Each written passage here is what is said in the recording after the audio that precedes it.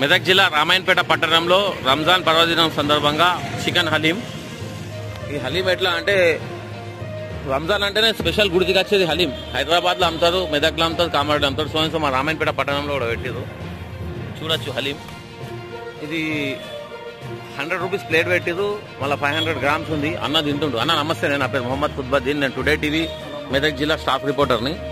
Taste ఎట్లుంది? ఇది బాగుందా సార్? నమస్తే సార్. पहली बार ले रहे ना, इंत मुझे तीसको कैसा है टेस्ट? पैसा वसूल? Thank you sir.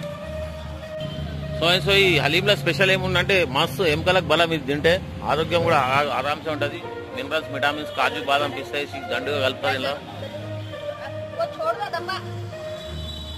వీళ్ళిద్దరు అన్నదమ్ములు. అన్న నమస్తే. జగన్ అన్న తిన్నా haleem. Try to best. So రామాయణపేటలో సూపర్ టేస్ట్ హలీం ఉంది. చూడొచ్చు మనం.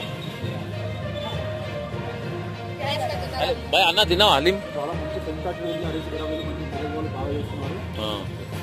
చాలా మంది రివ్యూ ఇస్తున్నారు. ఇక్కడ చాలా రివ్యూ ఇస్తున్నారు. బాగుందని మొత్తం అయిపోతుంది. నైట్ వరకు 9 వరకు మొత్తం అడిగి అయిపోతుంది ఇక్కడ. Thank you.